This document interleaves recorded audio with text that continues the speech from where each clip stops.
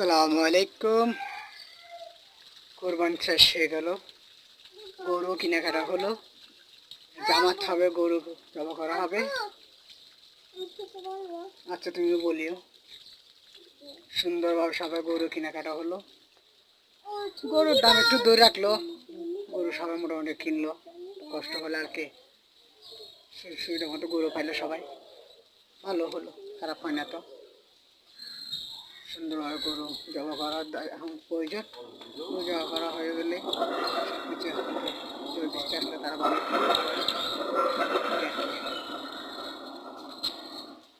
সবাই ভালো থাকবেন। আর আমার ফেসবুক ফ্রেন্ডশিপরা ঈদ মুবারক, কোরবানির দাওয়াত রইল। যারা আমার ফ্রেন্ডশিপ বাসায় আছেন, আশেপাশে থাকেন, ঢাকায়, চিরাঙে, বিভিন্ন জায়গায়, এখানে যদি আসেন আমার বাসায় চলে আসবেন, সোজা কল লক করবেন, ইনশাল্লাহ মেহমানদের করার জন্য সুযোগ করে দিবেন, আসবেন এই কামনা করি।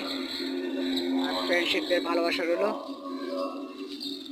ফুলের ভালোবাসা, দোয়া করি আমাদের জীবন এভাবে কাটুক, জীবন এভাবে কাটতে থাকুক, সুখে শান্তি সুন্দরভাবে সবাই।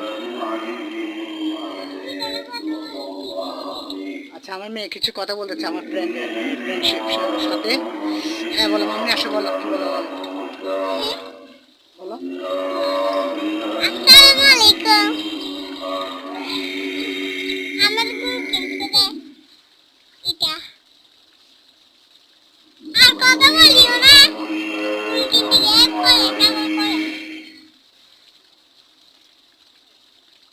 কিছু বলবা?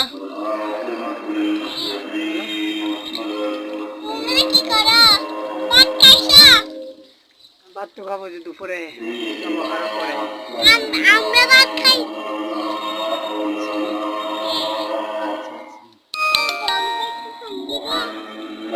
খাও। আপু আপনি গাড়ি খাইতে পারবেন? খেতে হবে তো। গরু খাওয়াইছো না, গরুর ঘাস খাওয়াতে পারলে কেন খাওয়াতে পারো না বলো? গরু খাওয়াতে পারলে তুমিও খাওয়াতে পারবো তো করলে।